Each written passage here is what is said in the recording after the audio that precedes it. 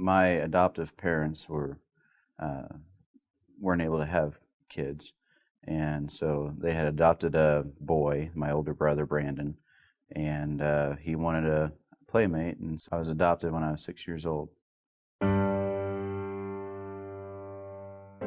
Just growing up, ever since I was a little kid, I always dreamed of being a military man, not knowing what that was or what it was about.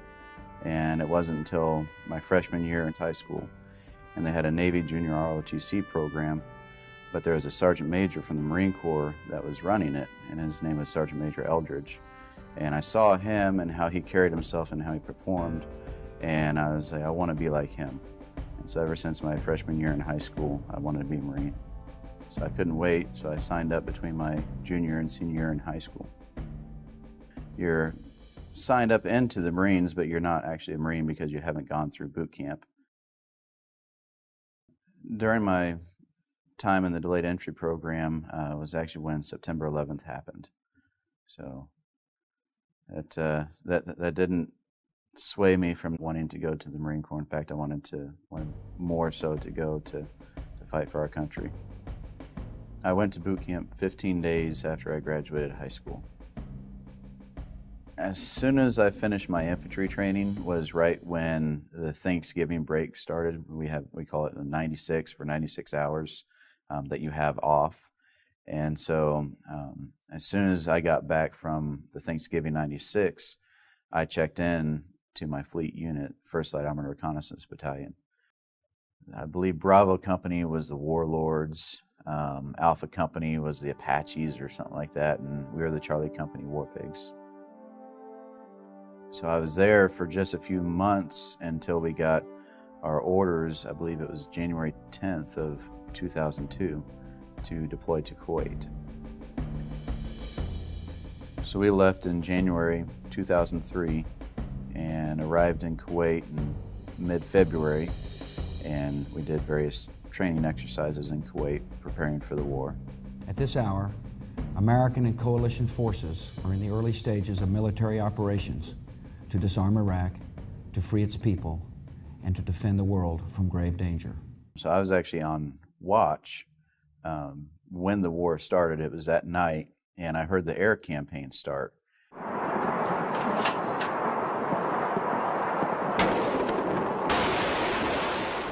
And we had heard airplanes fly overhead, doing training missions in Kuwait, but I could tell that there was something very different about how the aircraft was going over the border into Iraq, and I knew then that it was starting, and that was when I got the word to wake up the officers and everybody else, and so we could get mounted up and staged to cross the line of departure into Iraq. And we could see where Saddam Hussein had already started setting all the oil fields ablaze, all the black smoke, and turned the sky black. On my first deployment as a scout, I was a saw gunner, and we were mainly responsible for doing route reconnaissance and calling for fire on the enemy. We arrived back in the United States on May 26th of 2003. It's kind of interesting because I actually graduated high school on May 26th of 2002. After our first deployment in OIF 1, we didn't know that the insurgency was going to take place. So when we got back to the United States, we were actually practicing and learning about North Korea and their capabilities. May 26th of 2004 was when we left the States to deploy on our second time to Iraq on a Navy ship. We were on the USS Comstock. When we got into Iraq, we were camped out of FOB Duke. That's Forward Operating Base Duke, which was on the outskirts of Najaf. So we would leave FOB Duke and go on patrols throughout the city. So in August, that was when there was a lot of unrest starting to happen with Muqtada al-Sadr and his Mahdi militia. If there wasn't Fallujah, this battle in Najaf would have been the big battle of Iraq. So I remember we went out on, we were the QRF, the Quick Reaction Force. Arrived on point to a traffic circle that was on the outside of the Shia graveyard. And I remember everything was all quiet until there was a mortar or an RPG that landed almost perfectly right in the middle of that traffic circle. And right after that point was when gunfire just erupted everywhere. And I remember at one point there was a wall that separated us from the street to where the cemetery was. And we're on the edge of that. And I remember we had a Marine, his name was Kinsey, and he was in front of me, and there was a sniper round that had come just inches away from his head. I came around that wall after Kinsey had moved and started returning fire with my saw. So we wanted to get a better vantage point of what was beyond that wall into the cemetery. So we left where that wall was to go on this rooftop. And it seemed like it was shortly after that was when there was 2 RPGs that were fired at us. One landed on, hit the wall behind us, and the other one exploded in the air above us. And I got hit from the one that exploded behind us. It kind of blew me up against the railing that was on the edge of the rooftop there. And I didn't know that I had been hit at the time. My leg had gone numb from the wound down, but I thought it was just a shock from the blast. So there's a guy to my left that was yelling at me, "You're hit, you're hit." And I'm still standing up. And I said, "No, I'm good, I'm good." And then about 10 seconds later, I just fell over backwards. Didn't even know why. Just from the weight of the gear, I just fell over backwards, and I felt the back of my leg and came back with a handful of blood, and I guess I am hit. And around that time was when they picked me up off the ground, and we all got off the rooftop and set us down on the first floor of the building where there were some Marines from 1-4 that had come to help, and they were the ones that bandaged us up. So we had a freelance photographer with us.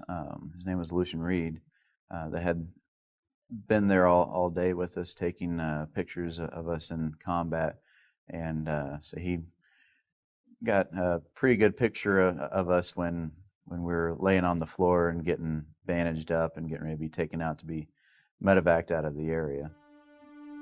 The shrapnel went into my right leg and ended up right next to the femur. If it had been going any faster, it would have blown right through my femur. So I'm pretty lucky that it stopped right there. So after I'd been wounded, there was like 18 stops, if I remember correctly. Finally, we got taken to Camp Pendleton. It took me 6 weeks to get back to where I was at a place where I could actually be running. And after that point, I was requesting to the battalion that was still there in the States for me to be released to go back to be with my unit, to be with my guys, but they wouldn't release me. And around that time was when Fallujah happened, and our guys were really taking some hard hits in Fallujah, and so I really wanted to get with them to be able to help out. In Fallujah, we lost a few of our Marines. It started off with Staff Sergeant Holder and Corporal Kyle Burns, who was a friend of mine.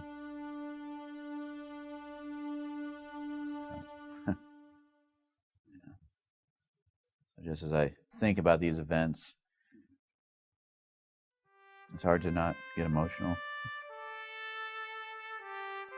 In Fallujah, we lost Staff Sergeant Holder, my buddy Kyle, another friend of mine, Blake Magway. He was killed in a gunfight in a house. And we also lost another one of our drivers, Jason Smith.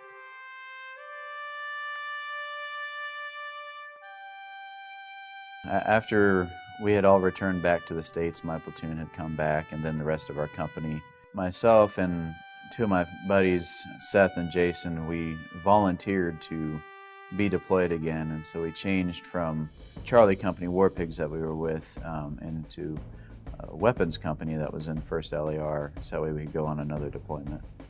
So at this point, I was a corporal now, not a lance corporal. So I was actually the scout section leader. And so I had a M16 with the M203 grenade launcher with it. And now on this last deployment, it was more stabilizing operations is what we were doing. So we were there from September of 2005 to around March or April of 2006. The end of my active service was June of 2006. So I finished my inactive reserve time on June 9th of 2009, and that's when they give you your honorable discharge papers. Well, I wanted to serve the country because I felt like I had a personal debt to pay to those who had served before me to secure my freedom, our World War II veterans and our Korean War veterans and our Vietnam veterans. You know, they fought then so I could be free now, and so I felt like I needed to be in the services to pay that debt and to secure the freedom for my kids. My wife, Thuy Van, and I have been married for almost 10 years, coming this March. We met at church, actually, Calvary Chapel, Costa Mesa in California. We got 3 kids, 5, 3, and 1. So 2 older boys and 1 girl. There's a time for war, and so I don't think that it's difficult to be a Christian walking with God and to serve in the violent portion of the Marine Corps, the infantry. September 11th, my 3-year-old and I were sitting here on the couch and trying to explain to him how there's bad people in this world and how Daddy joined the Marines to go and fight those bad people to keep them from doing harm to us again.